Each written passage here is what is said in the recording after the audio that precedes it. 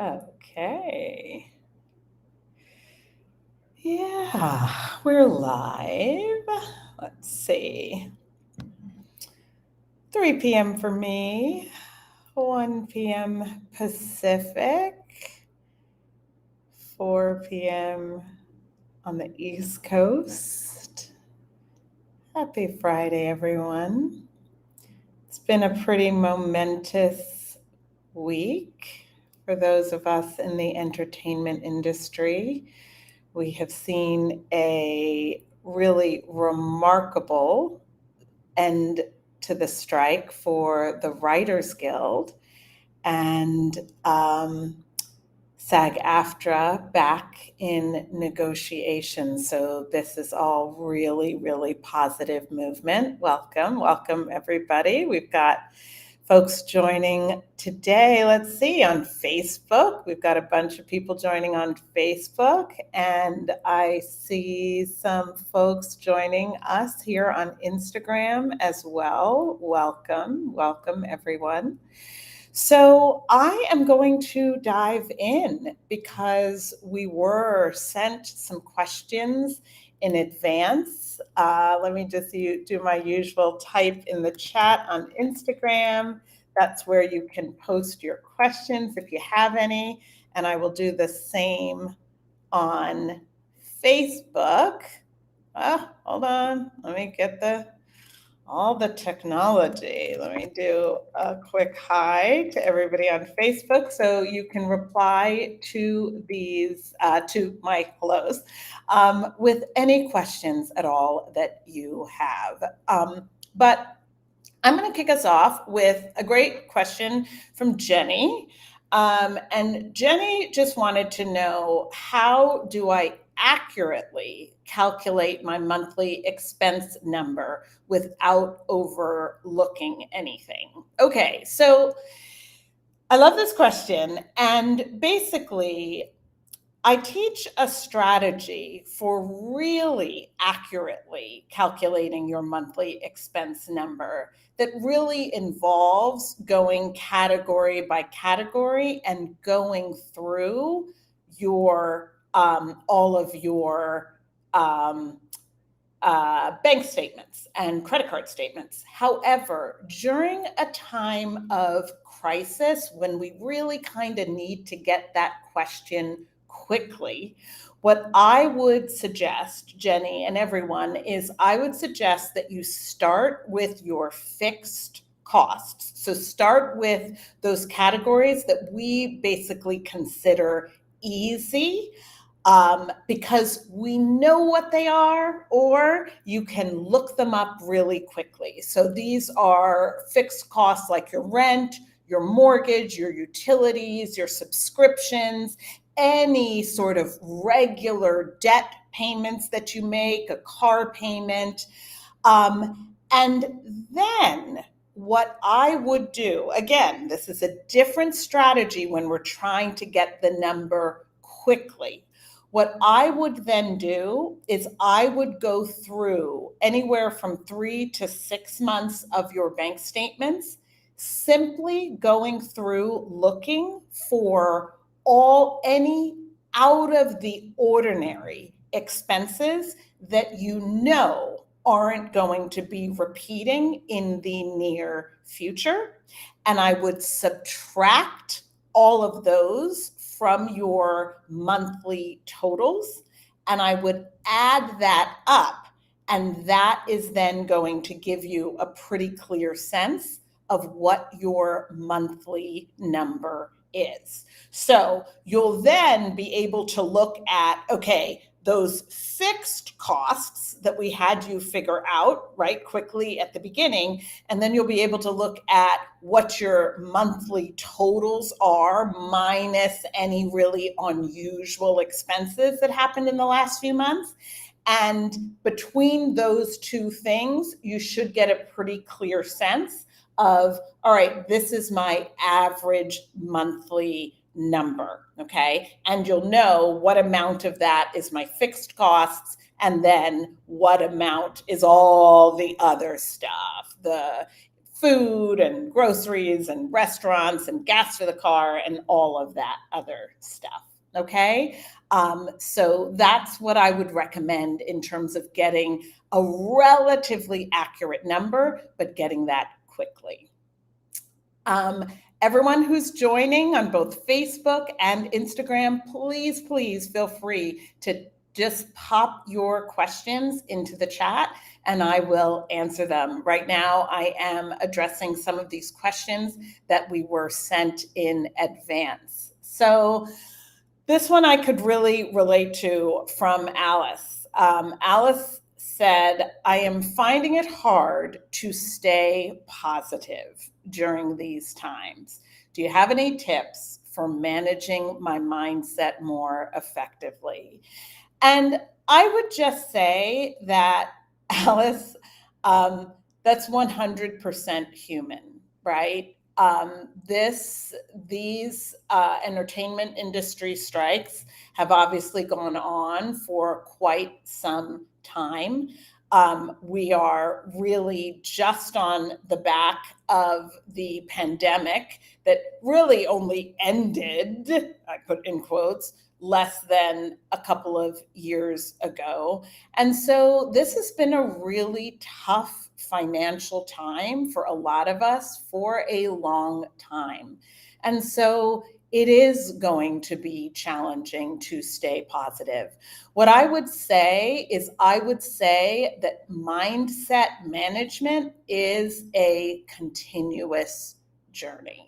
And so what I think it's so important that we continuously pay attention to what our daily practices are.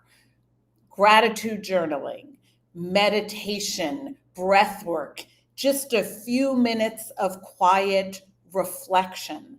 I would also really make a conscious effort to surround yourself with positive influences to limit your exposure to negativity. So really just trying not to find yourself in rooms or environments where everybody's complaining, because it's so easy to go with that energy.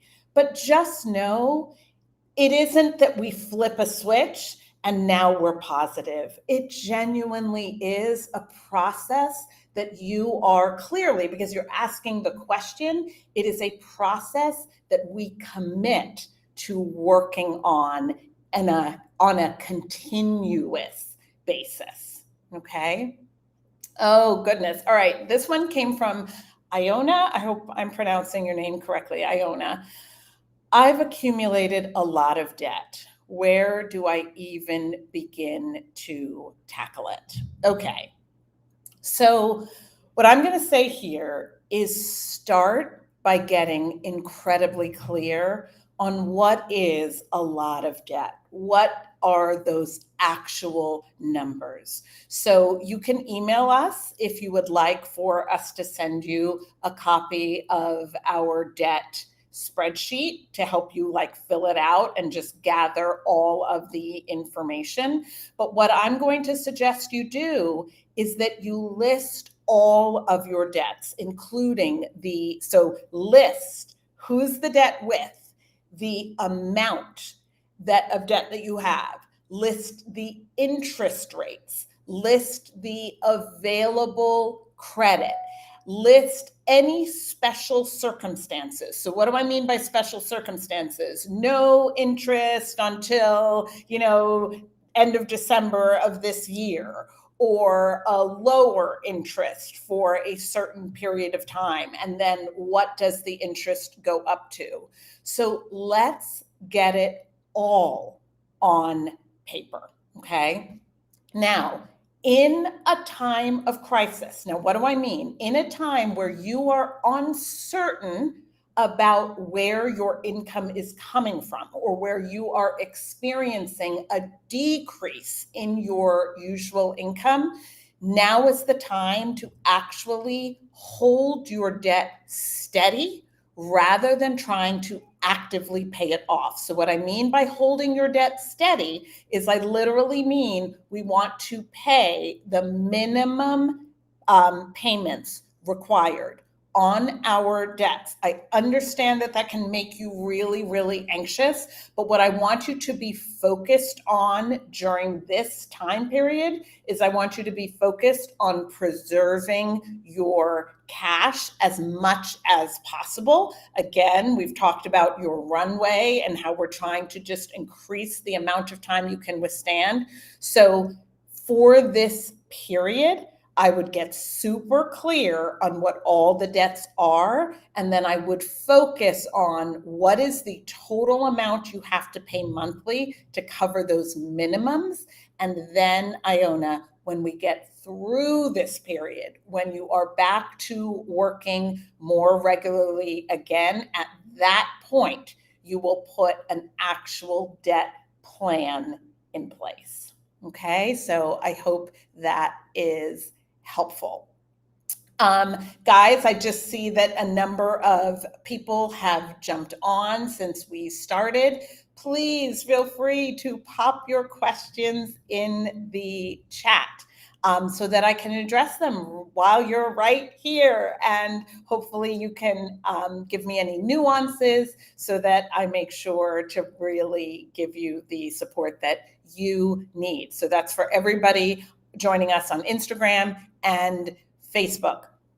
And in the meantime, I am taking some of these questions that we were sent in advance. So Saul asked kind of a connected question to Iona's. Saul's question is it realistic to think of saving money when I am burdened with debt? Okay, yes, absolutely. So I believe that it is absolutely essential to strike a balance. So while you focus on paying off debt, it is also important, it's really important to set aside a small amount regularly for savings, okay? Now, at Abundance Bound, I'm not going to go into this in extreme detail, but at Abundance Bound, we distinguish between two types of savings. So you have what we call your planned savings. Think of it like what has been described to you as an emergency fund. It has some nuances to it, which is why we don't use that word. But planned savings is savings that you actually plan to spend. As a non-traditional earner, we actually expect you to need that money.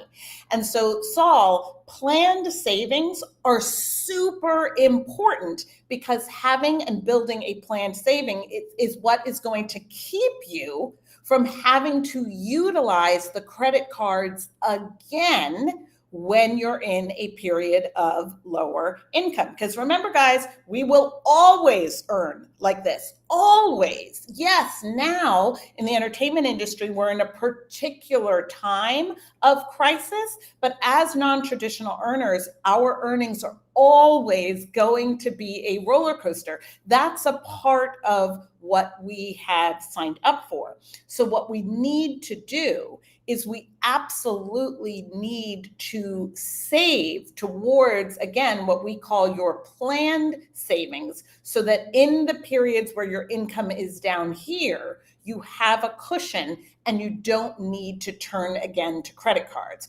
Because what we often do is when we have money, we want to throw it at the debt. We want to throw all of it at the debt. But then, everyone, that keeps you on a debt roller coaster as well as an income roller coaster. And it is simply exhausting. Okay. So we want you to have a debt plan in place. Again, connecting to Iona's previous question, your debt plan during a time where your income is extremely uncertain is likely to just be the debt minimums.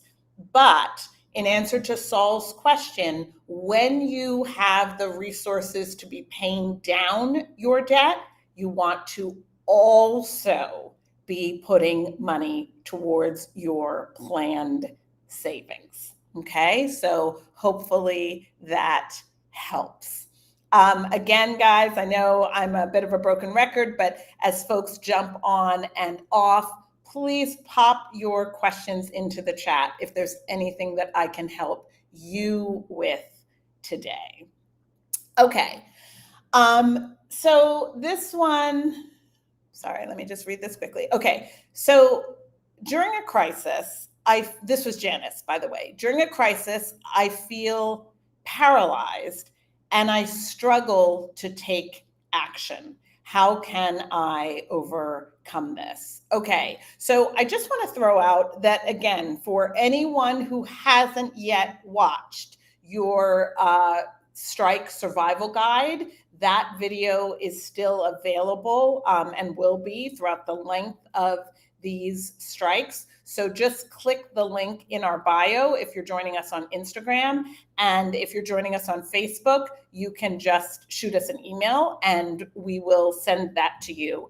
Because, Janice, I do talk in some detail in that webinar about how to move yourself into what we call the power cycle and out of the pain cycle. Now, very quickly, in answer to your specific question, the feeling paralyzed, absolutely normal and human and understandable. And it is an aspect of the pain cycle. It is when we are overwhelmed by emotion and basically we fight, we flight, we run, or we freeze. And you're simply speaking to what happens to many of us, which is when we're overwhelmed by emotion, we freeze, okay? So first thing that you're going to do is just be conscious of that in this moment. So really be conscious of what are the feelings, the emotions that you are feeling, right? So you feel paralyzed, but what else? Is it fear, right? Is it anxiety? Is it sadness? Is it grief, right? What are those actual feelings? Name them, okay? Then once you've named them, just the process of naming them starts to bring our actual, now I'm going blank on the words, but instead of our emotional brain, it starts to bring our logical brains online. Just by naming, we're bringing our logical brains online. And then what you can do from there is you can ask yourself questions about what are, forgive me, the steps you could take. Because again, right, we're not going to push ourselves yet to actually take them. You start asking yourself questions about the steps you could take, all right? And asking those questions will then lead to more questions about what the information is that you need in order to take those steps. And basically what's happening, everybody, is you are stair-stepping your brain from, forgive me. You are stair-stepping your brain from emotion to logic, and you will actually feel it happening, okay? And that, Janice, will allow you to start taking those baby steps, and those baby steps will lead you to bigger steps, and I promise it works. But it's when we try to force ourselves from frozen to action, right? When we try to force that leap, we literally can't do it. Like it feels like we're jumping off of a cliff. Remember, we are frozen.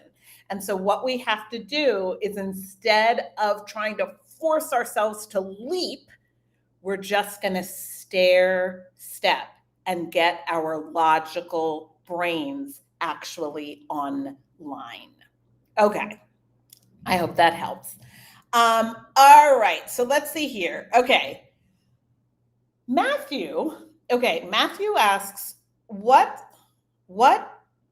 sorry, what do I believe is the biggest misconception about generating additional income? All right, so I love this question because I believe that the most significant misconception is that you need to invest a lot of money into fancy courses or systems to start. I actually just filmed an Instagram video. So if you look on our feed, it's like the last one or the second to last one. I just filmed an Instagram video that basically addressed this very topic. I feel like one of the misconceptions out there, and there's a reason for it because there's a lot of noise coming at us, is that I have to be an expert in marketing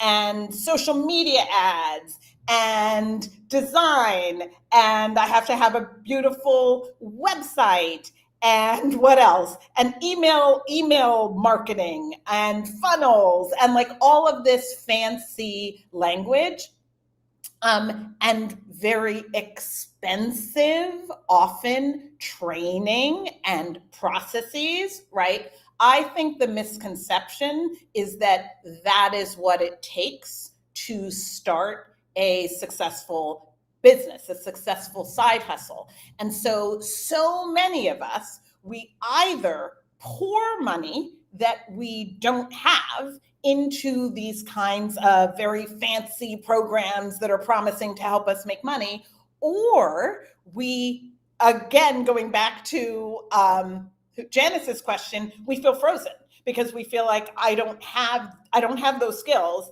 and without those skills, I can't actually move forward with my business. And everyone, you don't. You simply do not have to have those skills to build a successful side business, and you absolutely do not need to make investments into those kinds of things at the beginning. And not only do you not need to, you shouldn't, right? Actually testing your idea and getting out there, finding those initial customers should cost you little to anything at all. It's except the fear, right? Because that's what stops a lot of us, is the fear of actually offering something to someone else. Okay. Now, our next Riding the Storm webinar, which is this Monday, October 2nd, is on precisely this topic. So it's your guide to strike-proof income, 100% free, Monday, 5 p.m. Pacific. Please, please join me for that, because this is what I want to talk about. Matthew's question, I really want to talk about what does it actually take to generate additional income, everyone. Okay, so that's this Monday at 5 p.m. Please put your questions in the chat if you have them. I am just going through questions that we were sent in advance, but if you're here live, I would love the opportunity to help you as well. Ashira, again, related to Matthew's question, how do I identify which of my skills can be monetized? So I actually think that this can also be a huge challenge for us as creatives, as non-traditional earners, honestly, because I think we actually have a lot of skills. I think that's a part of creative people. I think we do have a tendency to be good at a number of things, to have a lot that we can offer in the world. So what I would say simply, Ashira, is I would start by making a list of your skills, your passions, and experiences. Now, what I suggest is I actually suggest everyone doing this exercise with some friends, right? Because I think that sometimes we have such a tendency to put ourselves in boxes. So it's like, this is what I am. Like, I'm a screenwriter, or I'm an actor, or I'm a musician, right? And we kind of put ourselves in these boxes and we stop seeing all of the ways that all of the talents we have, but also all of the ways we help people in our lives with skills we have that we don't even really think about. So sometimes I think that bringing friends into the conversation as a kind of brainstorming exercise can be incredibly useful. And then once you have that list, I would really consider the demand in the market. So what I mean by that is, which of your skills can solve a problem or meet a need? Okay, because it is that intersection between your skills, your passions, your experiences, the things you are naturally good at, and a problem that you are able to help people solve, okay? A need that you are able to meet. That intersection often reveals the most monetizable skills, okay? And there was another question that we got that I want to jump to, because I think, yes, that I think is related to this one, which is, I've heard a lot about niche markets. Are they really that important?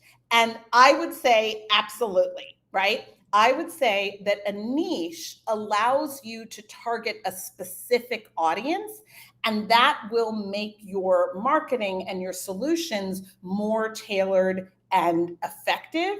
It's often easier to become a big fish in a small pond, right, than the other way around. But I want us to be really cautious here. And this is what I mean. I am going to really recommend that you consider niches outside of the market that you are a part of in your main career, as it were. Okay. So what I mean by that is, we will see a lot, and this is particularly true in the entertainment industry, where, okay, my primary career is I'm a writer. And so I create a side business that helps other writers, okay? Or my primary career is I'm an actor, and I create a side business that helps other actors, okay? And what I want to encourage you to do is to really think about markets that are outside of your direct market, okay? Because it opens up in a way. So I'm literally just making something up really, really quickly. But okay, so I'm an actor this is just a really boring example, but who is thinking about providing acting lessons to other actors, acting coaching to other actors. All right, what about if instead you thought about offering speaking skills or presentation skills, i.e., acting coaching, to small business owners who have a great service, but literally are terrified at the idea of speaking in front of other people. So this is now where you can take your skills and talents, but take them to a market that is outside of the market that you are directly a part of. So I do think niching is important. I just believe it can be extremely helpful to think about what niche markets you can serve that you are not yourself a part of. Okay. And again, this is absolutely something that we are going to talk about on Monday. Okay, so I'm going to give a very last call for anybody who is joining us live on either Facebook or Instagram to go ahead and type a message in the chat so that I can answer it for you. Because I believe that we have 2 more questions that were sent in. And so I will take those and then I'll close it out for today, unless you have a question that you would like for me to answer live. Okay, so this one's interesting. How do I price my services or products for maximum profit, but still remain competitive? Okay, so I'm assuming that this question is coming again, tied to the creating additional income streams. And so what I would say to this is that pricing is definitely a balance. I think that you you need to consider factors like your costs, okay? Like that's a really, really big deal. Having a side business is one thing, but what we need it to actually be a profitable side business. We need it to be a business that actually generates you a profit. So you need to take into consideration your costs, okay?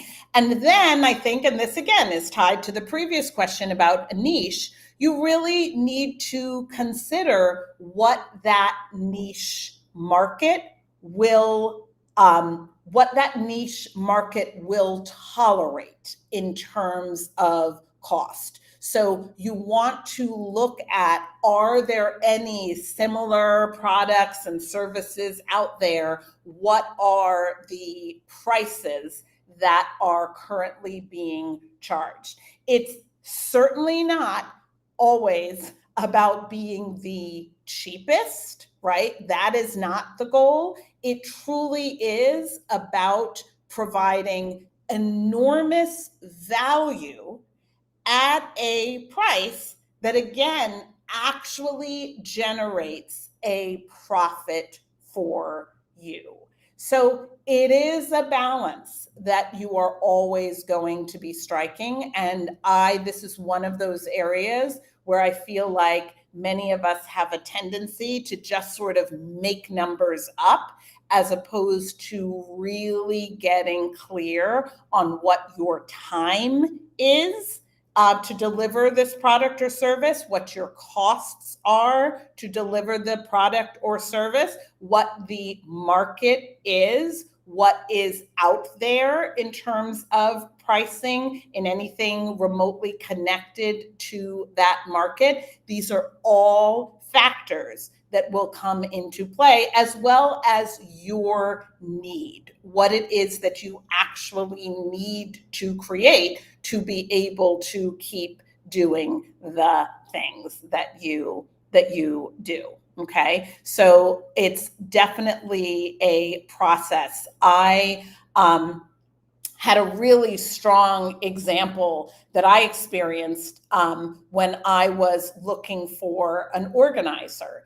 And I ended up working with an organizer who had really niched herself as absolutely not being the most expensive, but being able to offer packages of organizing at a rate that allowed people to get support for more than just an hour or two or three. So she really focused on people operating within a certain budget and being able to deliver, let's say, 10 hours of organizing support at a price that worked for her, but also worked within that like niche budget of people who wanted to be able to work with organizers, but weren't at a place where they could afford the really high end organizers. And she was someone whose schedule was always absolutely as busy as she wanted it to be. Okay. So, very, very last call. Anybody joining us live who has a question that you would like me to answer? Nothing? All right. I will just close out this afternoon by sharing that this Monday, October 2nd, is the next webinar in our Riding the Storm Strike series.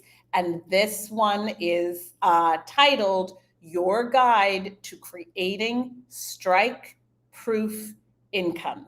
Guys, I am really intending to dive into strategies to utilize your skills, your strengths to start building an additional income stream.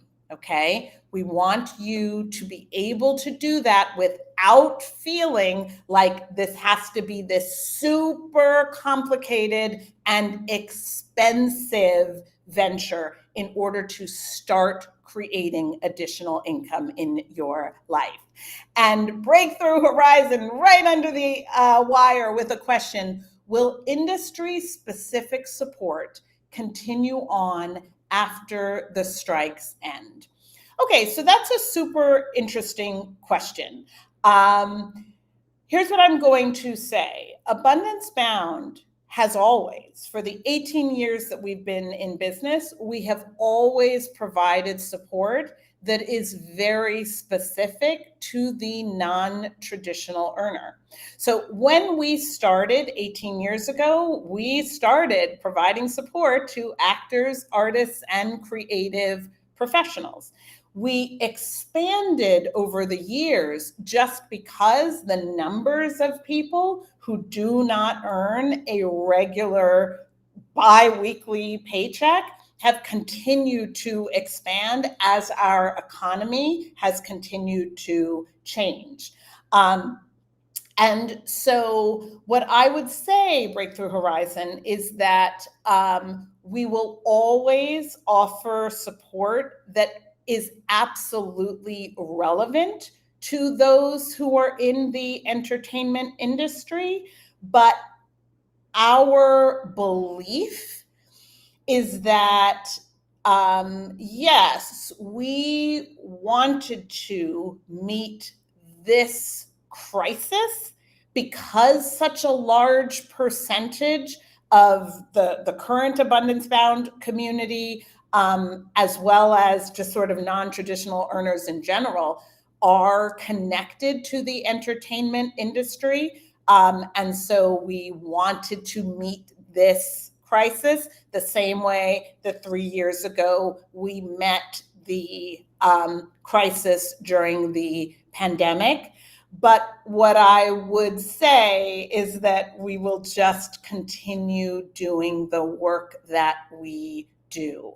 I encourage everyone to look at our financial empowerment program. Our last enrollment for the year will be the final week of October. So our program will be open for 1 week, the last week of October, and that is the last time that the program will be open for enrollment in 2023. But I hope that helps you to know that I think we're always here for people who are in the industry, but we also, our mission is to be here for all non-traditional earners, however it is that you actually bring in your non-traditional income. Okay? All right, everyone. Thank you for another really fabulous Friday. These are incredible questions that we're receiving. We're receiving more questions every week, so that's great. I hope that you are finding this support helpful. The other aid groups that you mentioned, can you help me understand? Can you give me a little bit more specifics about that question, the other aid groups? In other words, other groups that we help or other groups that help the industry, the entertainment industry. So for instance, while I wait to see if you are able to clarify for me at all, for instance, the Entertainment Community Fund, that is a fund that for more than 100 years has been here supporting. Yes, there was financial aid from entertainment entities. So yes, organizations like the Entertainment Community Fund, forgive me, they were the Actors Fund for many years, but they're now the Entertainment Community Fund. Also, the SAG-AFTRA Foundation, also the DGA Foundation, if you're a Directors Guild member, the MPTF, that's the Motion Picture Television Fund. These are all organizations that are here to support industry members in times of need all the time. So they're here all the time. They have stepped up in unprecedented levels during times of crisis. The pandemic, the fires, the earthquakes, now the strikes. But they will all continue to be here with financial support when needed, when you qualify for it. And they all also offer all kinds of other support. The Entertainment Community Fund offers assistance with finding health insurance. They offer assistance with counseling, with substance abuse challenges, all kinds of anxiety and depression, all kinds of support services, career counseling. So yes, often what happens is we discover that these organizations exist in times like this, but you should continue to avail yourself of their support and resources beyond these strikes. I'll give you just a little bit of an advance notice, although the date may change slightly. But on October 23rd, we, Abundance Bound, will be offering the final